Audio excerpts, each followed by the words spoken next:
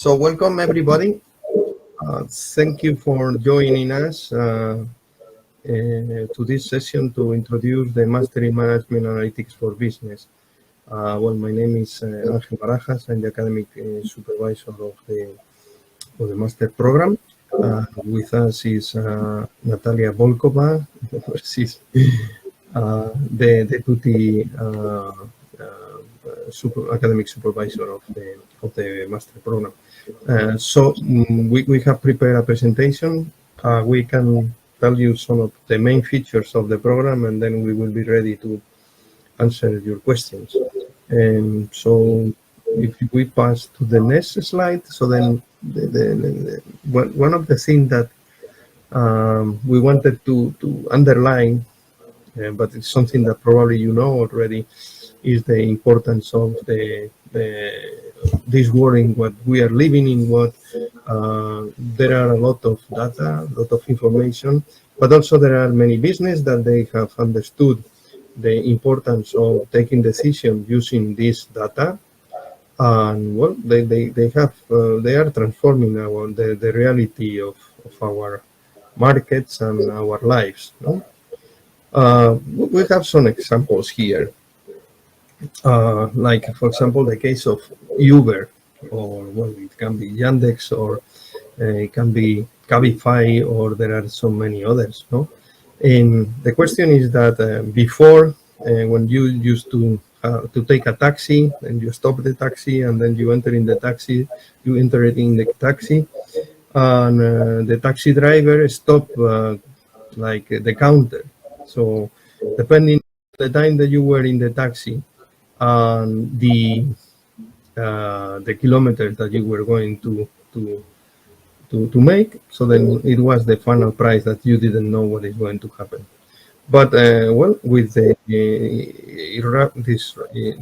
introduction of the GPS and the new technologies, so that there is now a lot of information that is available for some that allow to create some algorithms in order to understand what is the best price to set for each travel that you are going to take. So then you know also how many people are asking for this service and how many taxis you have available in the area, and you know the distance, you know if there are going to be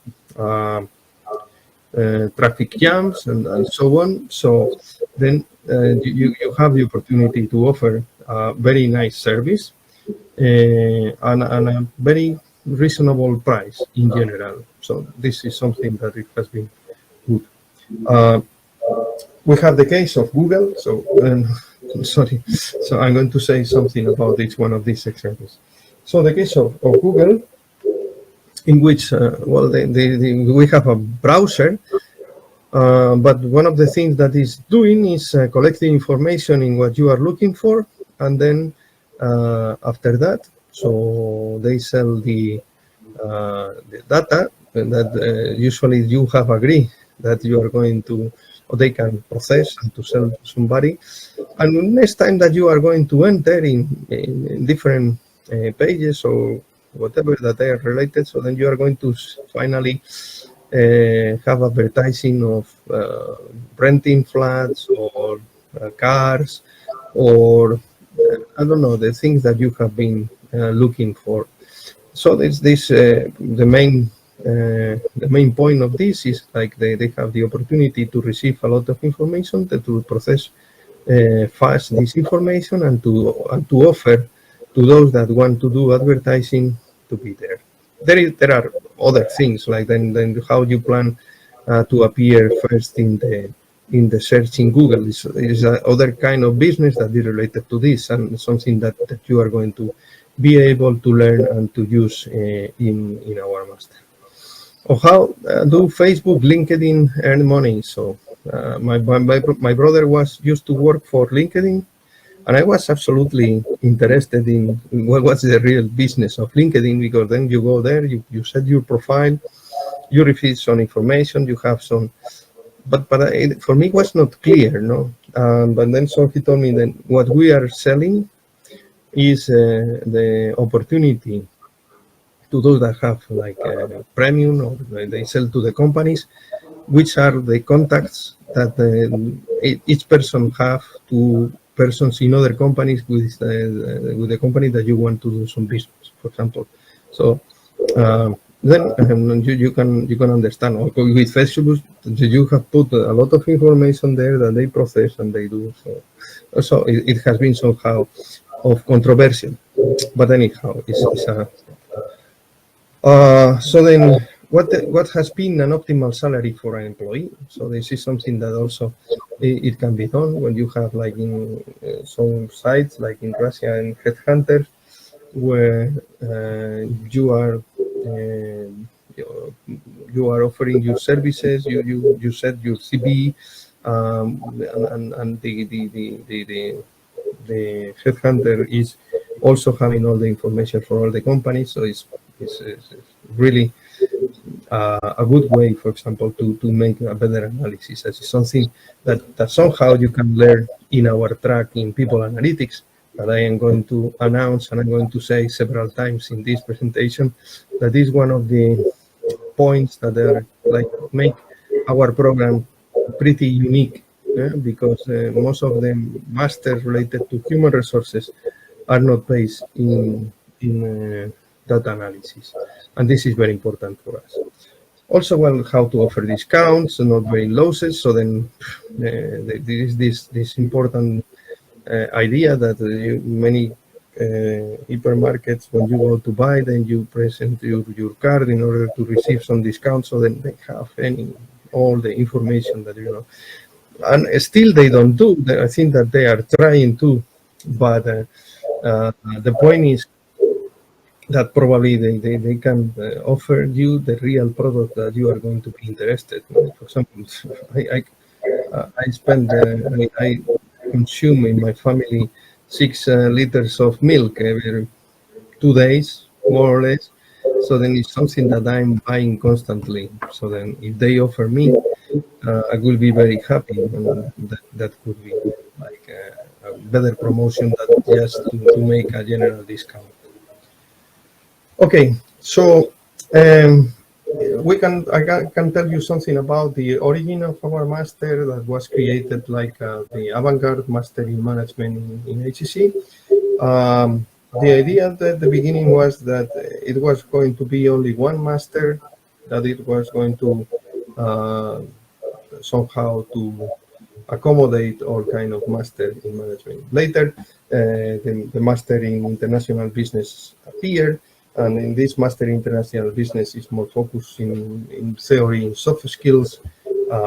We care about soft skills, but we are more interested in the process of decision making based on data analysis. So then that is really very, very important. No? This emphasis on analytics and data-driven decision making is like the main feature of our master. So master that is totally taught in English.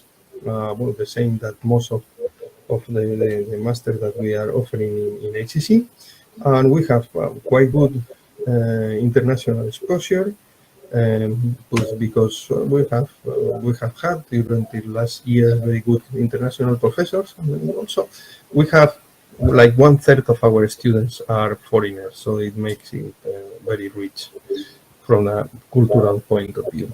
So Natalia, let's go to the next. Okay, so regarding this internationalization, then we have a double degree program on Barcelona School of Management that for now is well, is there, but I'm not sure if it's going to be able to use it next year. We have exchange semester that usually is the second. The first semester of the second year, but it can be even 2. In some cases, with the pandemic, we have to modify that, and in some cases we have allowed to go students for exchange in the second semester of the second year. But this cannot be like the rule. Okay, as I have told you, then we have visiting professors and international students, that is a high number. And we belong to the Q10 network that for now it has been suspended, but I hope that in the near future we will come back again to this very important network, that is a network of masters that are mostly quantitative in economics uh, and management. Well, there are reasons to choose this a kind of master, like a master in management analytics for business. Well, there is one reason is that in general, then you can expect like on average a higher salary than in other masters, because well, it's something that is trendy, and we are going to, or we want to promote people that are going to be the leaders in the digital transformations of the business, and there are business that are looking for that. And also, well, we would like also to promote entrepreneurs among us that want to do business in this kind of sphere. One of the things that we decided, or when in the origin we decided to launch this program, is because we were asked for some companies that are partners of HEC to develop this kind of masters. So they are very much interested. Natalia, thank you. Well, we have the team is mostly well, I have had the honor of being appointed as the first academic supervisor of this master program, and well, I have Natalia Volkova as deputy academic director of the program. That she is also responsible for the tracking in people analytics. That is, as I have told you, one important part of. And then we have people from US, from London, from Valladolid. We have the current dean that has an international contract in HEC, and Artiona Sufiev, that is acting like the secretary of the master. So in general, we try to agree the main points of the development of the program, considering the opinion of these experts. There are some data, as I have told you. Well, the attendance rate of Russian students, I don't have the data from last year, but this is around from 15 to 20% of the students that apply, they enter. In general, we have a very good cutting point of entrance. So then we have pretty good candidates, I would say. So then it allows us to have like a high cutting point. With international students, we have had like the admission rate from 25 to 40%. But yeah. Last year we had 1/3 of our students were foreigners from the first year, and in general we have been from 25 to 30% of our students are foreigners from different countries. We have had students from Norway, from Ireland, from France, from Italy. We have a good number of students from Kazakhstan. We have had from Lithuania, from China, Armenia, Iran, India and Pakistan. So then we have very good candidates from there. Malaysia. In general, they come with a background mostly related to engineer. They are engineers. And in fact, we are interested in students that they have like different profiles. And I would say that more or less we have a good distribution between those that have like a more technical background, let's say from engineering, from chemistry, mathematics. So they are very good in, like, I would say, management of data. but probably they don't have the knowledge of management. We have very good number of students from economics and management. Some of them from HEC, but from different universities. And we have also students from social science. At the beginning, I was reluctant on taking, it depends. So for example, then we have those that are studying in HEC, they have a very good background in mathematics, so then they have. But I can tell you an example of a girl from Iran. And in the first year, she wanted to enter, but she studied philology, English philology. So I said, so I rejected her. So then she wrote to the international office saying that she was very much interested if I could give her an opportunity. I said that not, because I thought that she was not going to be able to pass. And a third time she did, and then I say again no. And then she insisted more. So then finally they say, okay, if she wants, under her own risk, well, let's admit her. And I can tell you that that she surprised me, because she was very much interested. So then we was insisting and insisting and insisting. And so at the end she entered, and she did very well in general. So she did very good. She has to put some effort in to catch up some of her colleagues that they have better background in mathematics or in statistics or econometrics, but we try to make it possible for everybody. In that sense, if we go to the following slide, so I can tell you that in the first year we have some courses that are called bridging courses. So then we have managerial economics, basics of econometrics. So that they are mostly for those students that maybe they didn't do it. So, for example, we have a student that they have studied in HEC, and they have no knowledge on econometrics, so they don't need to take these courses. Okay. There are some courses that are compulsory, like strategic management, statistical methods of analysis, research methods in management, and the research seminar, that is Introduction to Business Research, that they are like common for everybody. Also, in the first year, we have some common courses, but they are in some related with some of the tracks. For example, analytical tools expert, that is in which in this course you have to get the certificate of Google IQ and Yandex Metrica expert. So then also you have data analysis for optimization of marketing expenditure. So then that is like general for all, but it is more related to customer analytics. Then we have applied strategic management, that is a pretty much practical oriented course.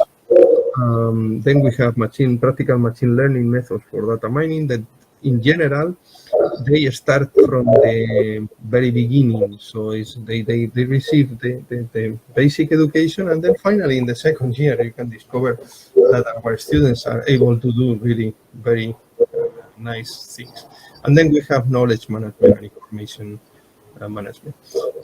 Research seminar is important, so because, well, HEC is a research university, and then in that sense we try to give you a background of research that can be good if you want to be in academia, but also if you want to research in companies that they have the opportunity to have research design. Okay.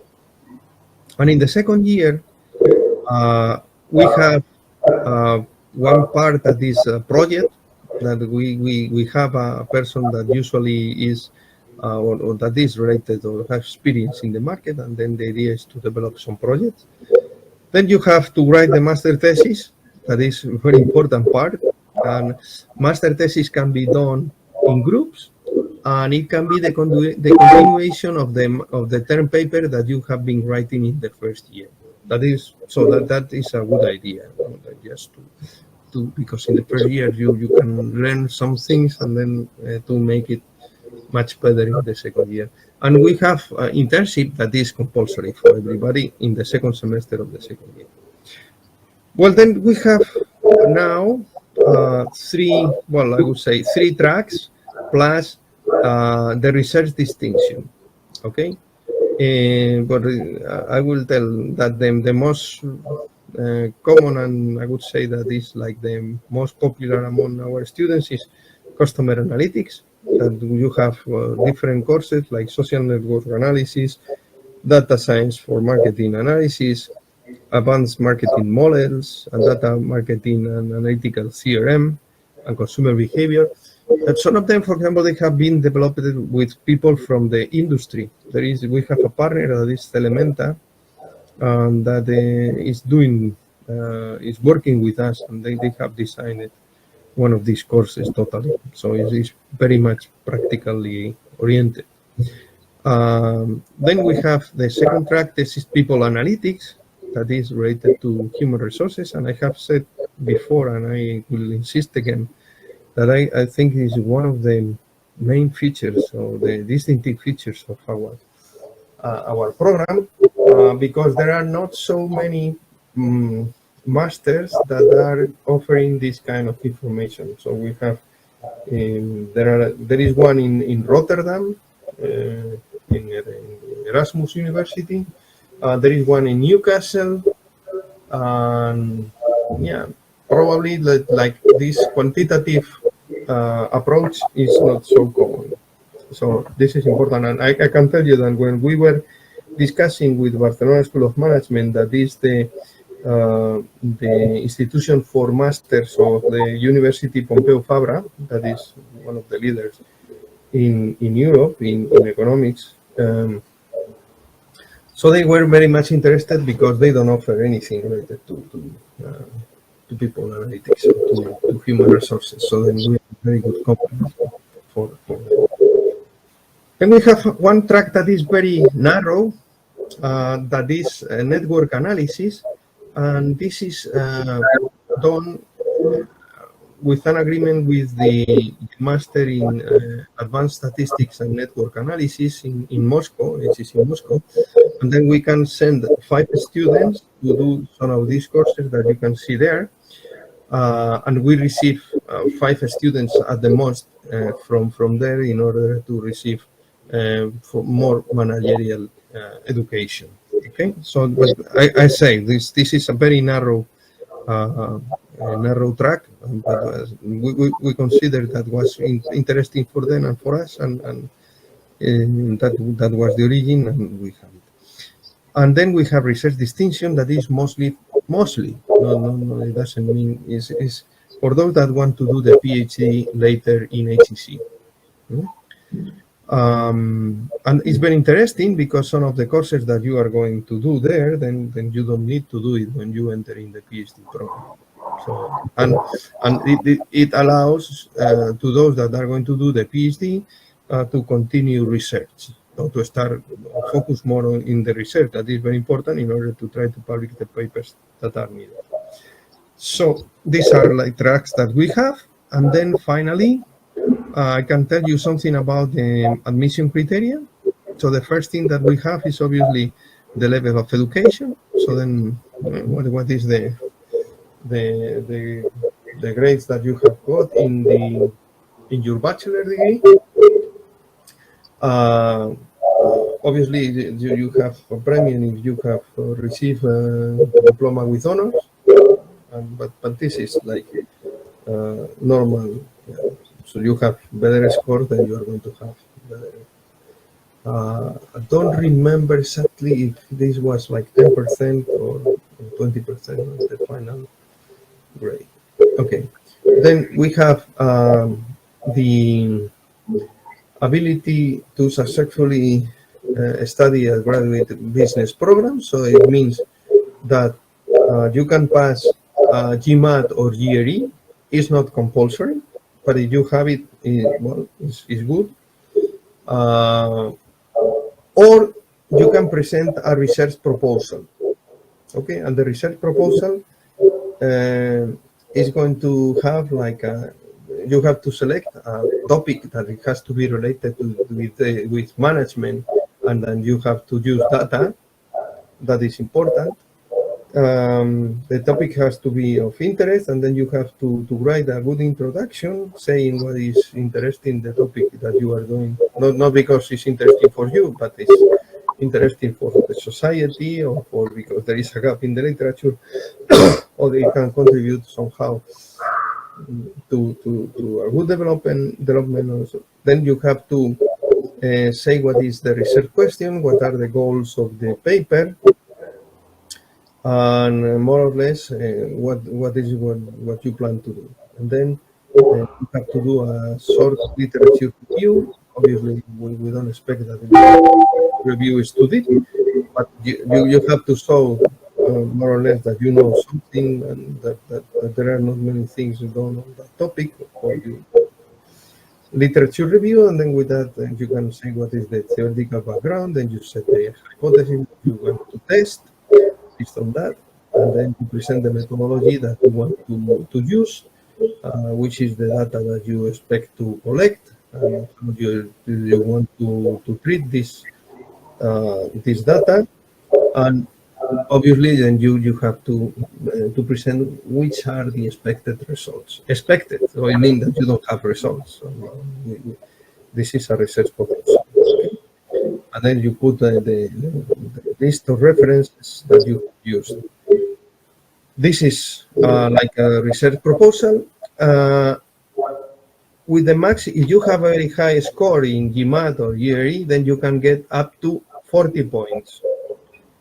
If you have an excellent research proposal, you can get up to 30 points. So it means that there is a difference of 10 points between what you can get with GMAT and GRE and the research proposal. If you have passed GMAT and you don't have an excellent score, then you can present both. You can present the GMAT and the research proposal. Okay, and then we will see. So then we have kind of a table saying which is like the points that you can get with the different scores. And if you, I have to say that we only look at the quantitative part.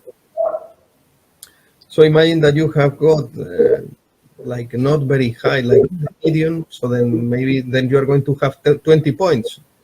So then in your case, it can be interesting to present research proposal, because maybe in the research proposal you can get 30. And we are going to take the score that is more beneficial for you.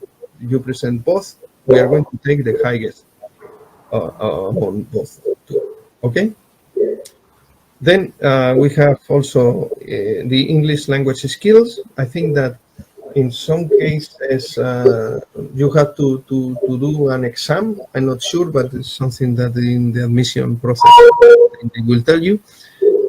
But then you can present also certificates like IELTS. You have, I think, more than 7.5. Then we are going to give you 10 points. Also, you have been studying previously in English, or and then you will have like the maximum points.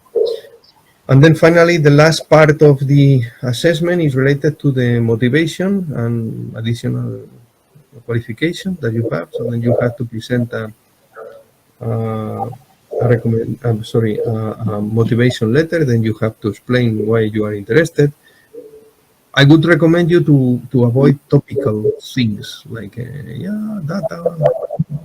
data is great in our times, and then we need people that understand. No, you have to try to say something that catch the attention of the commission that is reviewing the document that you are presenting, and we have to rate a lot. So in that sense, for example, don't be too long, but be clear, focus on the points that you think that you can show that you are really very motivated. So I would say, for example, like in this girl, I have told you, that she saw that she was really highly motivated, because she applied that 4 times.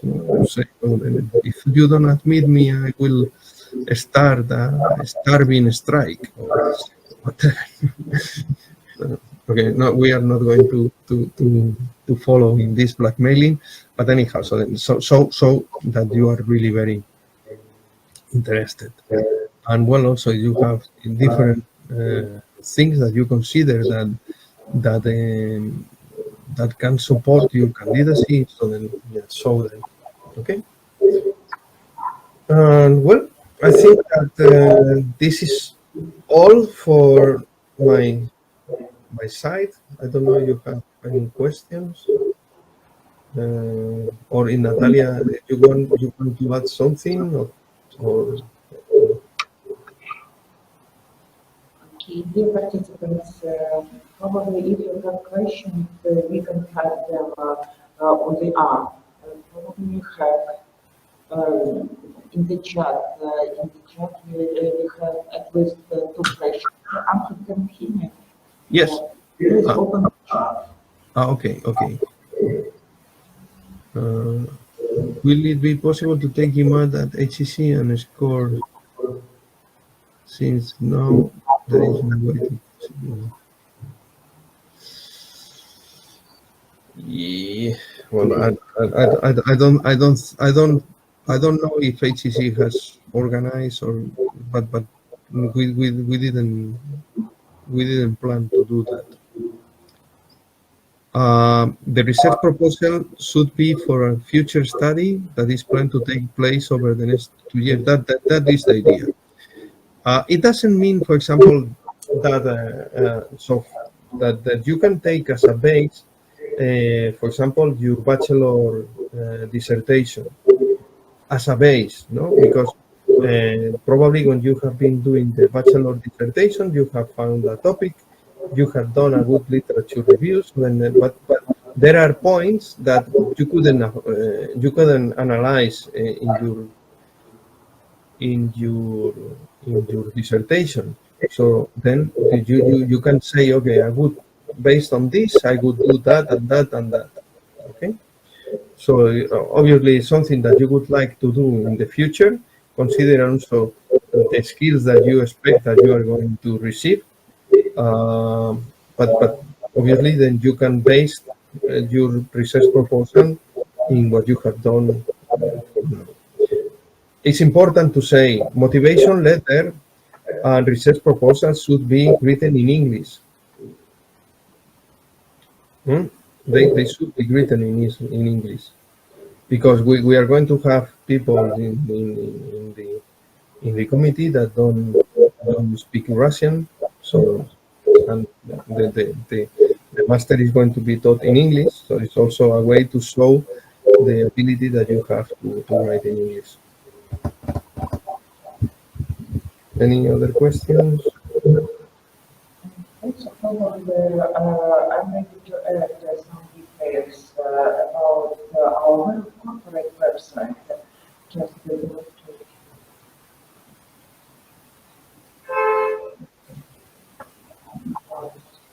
Here you can see the corporate website of this program, and if you follow this link, that's actually switch to English, and for Russian participants, here you can find more additional details. Actually, Anki told, describing everything, but if you are interested in more details, you can follow this link, and here you can find the recommendation structure of the search proposal. For instance, there is a special part about this, our expectation with the possible, of course, number of pages you can see, and also more details about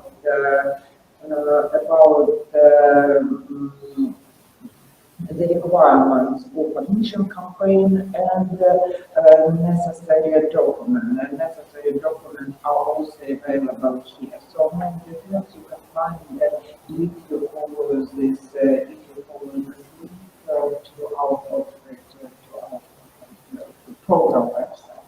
Actually, that's all I want to add to this presentation. Any questions? Thank you, Natalia. Yes.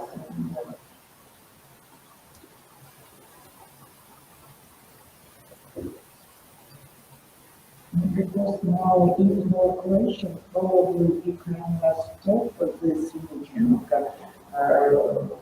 Stop this meeting. Nikita,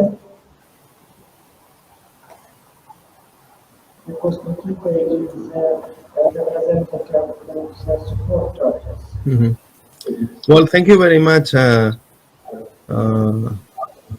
for being here, Alisa, Victoria, and Ailar. And thank you for interest. And if you have any questions, you can write me, or you can write to Natalia, or even to Artyom.